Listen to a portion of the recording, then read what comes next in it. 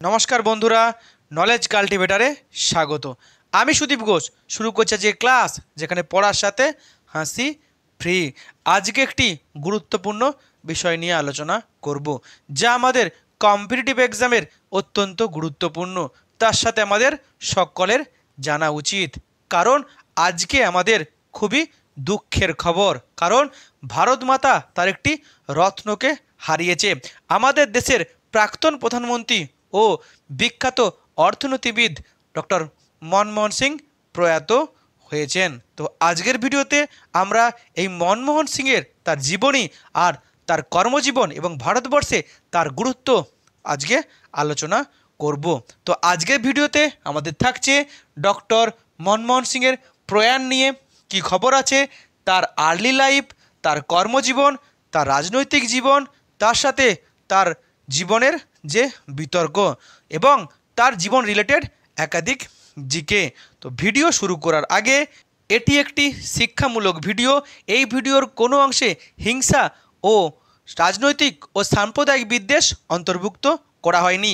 তবু ভিডিওর কোনো অংশ বিতর্কিত মনে হলে সেটি অনিচ্ছাকৃত এবং তার জন্য ক্ষমা প্রার্থী। এখন ভিডিওটি পুরোপুরি দেখুন, আর এরকম কারেন্ট অ্যাফেয়ার্সের টপিক সম্পর্কে জানতে চ্যানেলটি সাবস্ক্রাইব করে পাশে থাকুন। ভিডিও শুরু করার আগে আরও একবার ডক্টর মনমোহন সিংয়ের প্রয়াণে শোকস্তব্ধ, তার পরিবারের প্রতি সমবেদনা জানাই। এখন ভিডিও। ভারতবর্ষের জন্য খুবই দুঃখের খবর। ভারত মাতা তার একটি রত্নকে হারিয়েছে, কারণ ভারতবর্ষের প্রাক্তন প্রধানমন্ত্রী এবং অর্থনীতিবিদ মনমোহন সিং প্রয়াত হয়েছেন 2024 এই শেষ সময়ে। 92 বছর বয়সে তিনি প্রয়াত হয়েছেন এবং তার এই প্রয়াণে গোটা দেশ আজ শোকস্তব্ধ এবং নিউজ মিডিয়া ও সোশ্যাল মিডিয়াতে তার প্রয়াণ নিয়ে শোকস্তব্ধ হয়ে উঠেছে সাধারণ মানুষ, সেটা আমরা দেখতে পাচ্ছি। এখন ডক্টর মনমোহন সিংয়ের early life. Doctor Manmohan Singh জন্মগ্রহণ করেছিলেন 1932 সালে পরাধীন ভারতবর্ষের পাঞ্জাবে, যে প্রদেশটি বর্তমানে পাকিস্তানের আন্ডারে। ভারত ভাগ হওয়ার পর তিনি ভারতবর্ষের পাঞ্জাবে চলে আসেন। খুব অল্প বয়সে তিনি তার মাকে হারান এবং তার স্কুল জীবন কিন্তু মাকে ছাড়াই শুরু হয় এবং তিনি খুব কষ্ট করে স্কুল জীবনে পড়াশোনা শুরু করেন এবং স্কুল জীবনের প্রথম থেকেই তিনি কিন্তু খুবই বুদ্ধিমান ছাত্র ছিলেন এবং তার স্কুল জীবনের পড়াশোনা শেষ করে তিনি পাঞ্জাব ইউনিভার্সিটিতে ইকোনমিক্সে যে ব্যাচেলার কোর্স এবং মাস্টার ডিগ্রি কমপ্লিট করেন। তারপর বিদেশের বিখ্যাত কেমব্রিজ ইউনিভার্সিটি এবং পরে অক্সফোর্ড ইউনিভার্সিটি থেকে তিনি একাধিক বড় বড় ডিগ্রি ধারণ করেন, সে মাস্টার ডিগ্রি, এবং তিনি সেখান থেকে পিএইচডি ডিগ্রিও অর্জন করেছিলেন এবং একজন বিখ্যাত অর্থনীতিবিদ হয়ে তিনি ভারতবর্ষে ফিরে আসেন এবং ভারতের ও আন্তর্জাতিক ক্ষেত্রে একাধিক বড় বড় পদে তিনি নিজেকে নিয়োজিত করেছেন। ভারতকে তিনি সেবা করে গেছেন। তার কর্মজীবন, তিনি তার পড়াশোনার শেষ করে তিনি পাঞ্জাব ইউনিভার্সিটিতে 1957 সালে একজন শিক্ষক হিসেবে তিনি তার কর্মজীবন শুরু করেন। এরপর তিনি চলে যান আন্তর্জাতিক ক্ষেত্র। United Nations conference on trade and development নামে একটি সংস্থা আছে, সেই সংস্থাতে তিনি একজন অর্থনীতিবিদ হিসাবে তিনি তার কর্মজীবন শুরু করেন 1966 সালে। এরপর এই যে তিনি বিদেশ থেকে এই ট্রেডের উপরে যে তার অভিজ্ঞতা তিনি নিয়ে এসছেন এবং সেটাকেই কাজে লাগিয়ে তাকে ভারতবর্ষের ফরেন ট্রেড মন্ত্রকের অ্যাডভাইসারের রূপে নিযুক্ত করা হয়।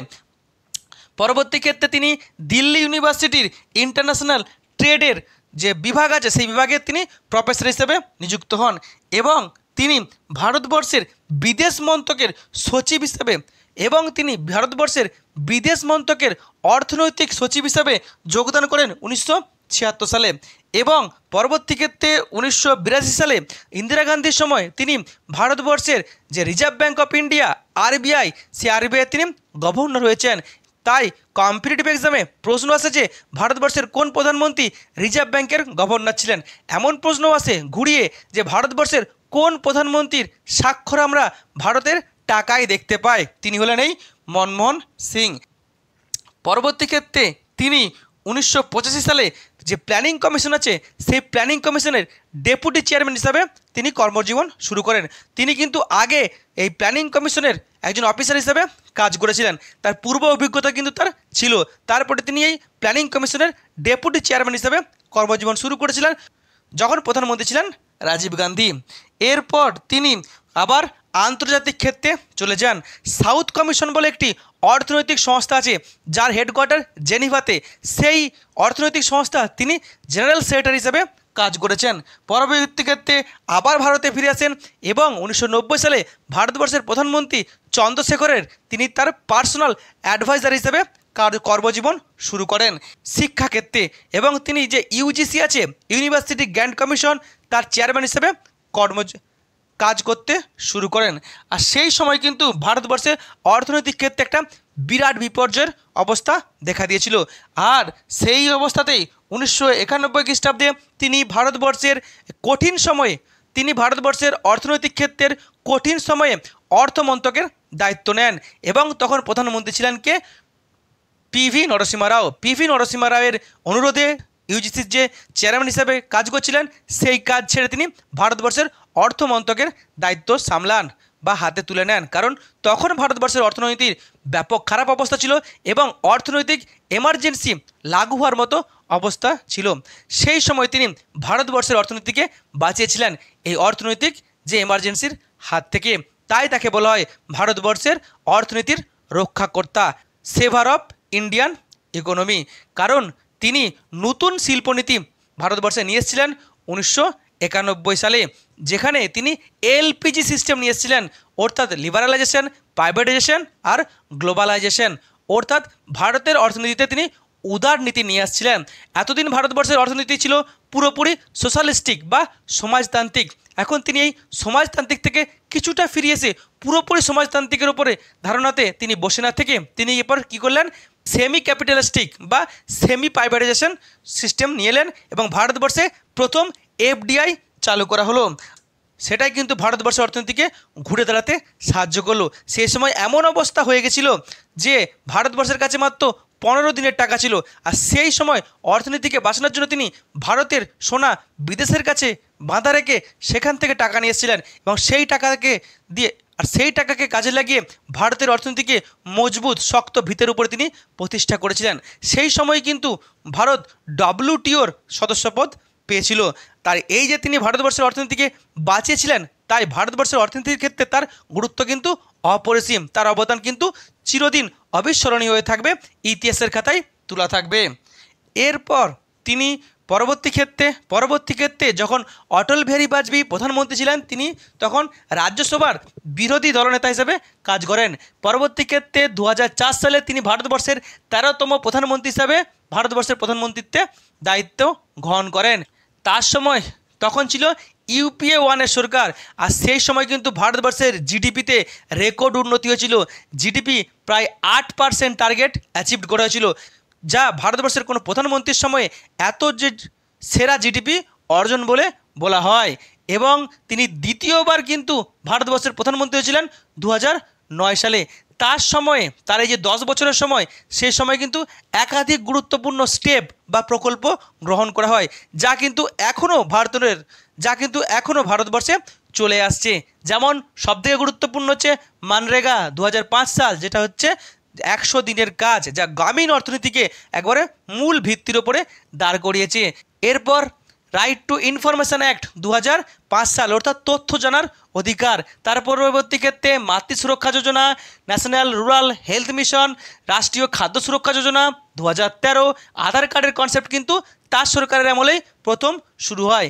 পরবর্তী ক্ষেত্রে রাইট টু এডুকেশন অ্যাক্ট 2010 সাল, যেখানে 6 থেকে 14 বছরের কোনো শিশুর কাছে অবৈতনিক শিক্ষা সেটা হচ্ছে মৌলিক অধিকারে পরিণত হয়।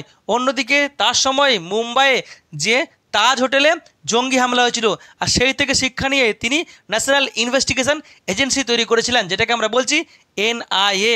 এবং সেই সময় কিন্তু ভারত আর মার্কিন যুক্তরাষ্ট্রের মধ্যে যে পরমাণু চুক্তি হয়েছিল, এখন সেই সময় অর্থনীতি এমন একটা শক্ত ভিত্তির উপরে তিনি প্রতিষ্ঠা করেছিলেন, সেই সময় বিশ্বজুড়ে অর্থনৈতিক ধস নেমেছিল, কিন্তু ভারতবর্ষের অর্থনীতিতে কোনো ব্যাঘাত ঘটেনি।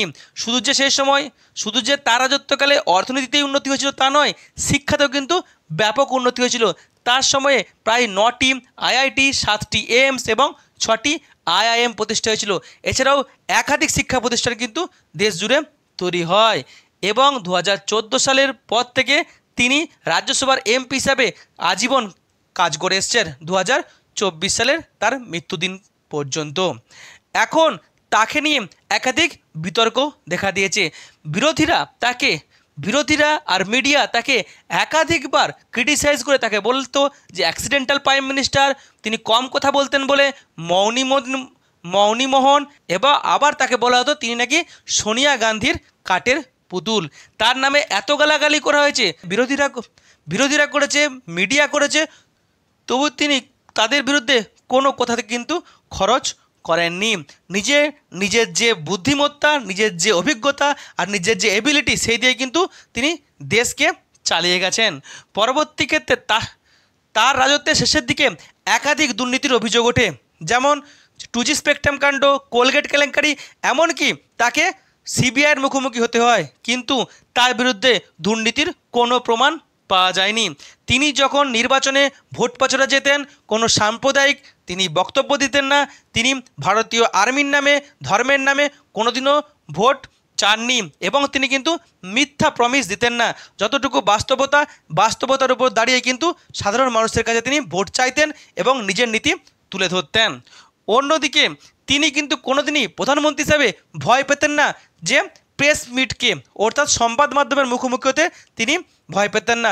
তিনি রেগুলারলি সংবাদ মাধ্যমের মুখোমুখি হতেন, এবং প্রধানমন্ত্রী হিসাবে তিনি যখন শেষ প্রেস মিট করেছিলেন, তিনি বলেছিলেন যে history will kinder to me than media আমার নামে এত বদনাম করছে ঠিকই, কিন্তু ইতিহাস ঠিক একদিন আমার প্রতি কাইন্ড হবেই। এবং তিনি 2014 সালের পর থেকে একজন রাজ্যসভার এমপি হিসাবে দায়িত্বশীল কার্য করে গেছেন, এবং সবসময় পার্টির কথা মেনে চলেছেন। পার্টির বিরুদ্ধে তিনি কিন্তু যাননি। এমনকি বর্তমান সরকারের 2016 সালে যে নোটবন্দি এবং 2017 সালে যে জিএসটি, যার জন্য ভারতবর্ষের অর্থনীতিতে একটা বিরাট বড় গর্ত সৃষ্টি হয়েছে, ব্যাপক গলদ সৃষ্টি হয়েছে, এই দুটো স্টেপকে তিনি কিন্তু ক্রিটিসাইজ করেছিলেন। তিনি বলেছিলেন এই যে নোটবন্দি আর জিএসটি, সেটা কিন্তু ভারতবর্ষের অর্থনীতির ব্যাপক বড় ক্ষতি করতে পারে। সেটা কিন্তু আমরা এখন দেখতে পাচ্ছি। তার জীবনী নিয়ে সিনেমা হয়েছে, যার নাম হচ্ছে অ্যাক্সিডেন্টাল প্রাইম মিনিস্টার। এটি যে গল্পের উপর তৈরি হয়েছে, সেই বইটার নামও অ্যাক্সিডেন্টাল প্রাইম মিনিস্টার, যেটি লিখেছিলেন তার একজন পার্সোনাল অ্যাসিস্ট্যান্ট, যার নাম সঞ্জয় বারু। তবু অনেকে বলেন এই যে সিনেমার গল্প, তাতে তিনি নাকি খুশি ছিলেন না। তিনি মনে করতেন এটা তার বিরুদ্ধে প্রোপাগান্ডা ছড়ানোর জন্যই এটা তৈরি করা হয়েছে। তবু তিনি কিন্তু এই সিনেমার পরিচালক বা এই বইয়ের লেখক কারো নামে কোনোদিন বদনাম করেননি। তিনি তার সমস্ত উত্তর দিয়ে গেছেন তার লেখা যে বই, সেই বইয়ের নাম হচ্ছে চেঞ্জিং ইন্ডিয়া। সেই চেঞ্জিং ইন্ডিয়াতে এই বইটির নাম কিন্তু খুবই ইম্পর্টেন্ট কম্পিটিটিভ এক্সামের জন্য, বারবার কিন্তু রিপিট হয়েছে। অর্থাৎ তিনি কম কথা বলতেন কিন্তু কাজে করে দেখাতেন, অর্থাৎ কথা কম কাজ বেশি। তখন হয়তো অনেকেই আমরা তার প্রতি গালাগালি করেছি, কিন্তু তার অবর্তমানে আমরা বুঝতে পেরেছি তার গুরুত্ব কী, তার সময় ভারতবর্ষের অবস্থা কী ছিল আর এখন কি হয়েছে। এবং তিনি কিন্তু ভারতবর্ষের একজন সৎ পলিটিশিয়ান, যেটা কিন্তু বর্তমানে রাজনীতিতে অত্যন্ত গুরুত্বপূর্ণ। এবং প্রধানমন্ত্রী হিসেবে তিনি বিরোধীদের প্রতি কখনোই খারাপ ভাষা ব্যবহার করেননি। যারা তাকে ক্রিটিসাইজ করতেন তাদেরকে তিনি সেই যে ক্রিটিসাইজটা, সেটা তিনি কিন্তু হাসি মুখে গ্রহণ করতেন। তাই তিনি ছিলেন ব্যতিক্রমী, আর যারাই ব্যতিক্রমী তারাই কিন্তু সেরা। তাই তিনি ব্যতিক্রমী হলেও সেরা ছিলেন। তিনি হলেন বিখ্যাত অর্থনীতিবিদ এবং ভারতবর্ষের অন্যতম সফল প্রধানমন্ত্রী ডক্টর মনমোহন সিং। তিনি আমাদের ছেড়ে প্রয়াত হয়েছেন। ভালো থাকবেন স্যার। আপনার অভাব ভারত চিরদিন উপলব্ধি করবে। এই হলো আজকের ভিডিও, যেখানে আমি মনমোহন সিংয়ের তার কর্মকাণ্ড, তার জীবনী নিয়ে পুরো বিষয়টি তুলে ধরার চেষ্টা করলাম। এখন ওনার জীবনী নিয়ে আপনার মতামত থাকলে অবশ্যই কমেন্ট বক্সে জানাবেন। ভিডিওটি এখানে শেষ হলো। ভিডিওটি যদি ভালো লাগে অবশ্যই লাইক, কমেন্ট, শেয়ার এবং চ্যানেলটি সাবস্ক্রাইব করতে ভুলবেন না। আবার দেখা হবে নতুন একটি ভিডিওতে। ততক্ষণ পড়তে থাকো, হাসতে থাকো।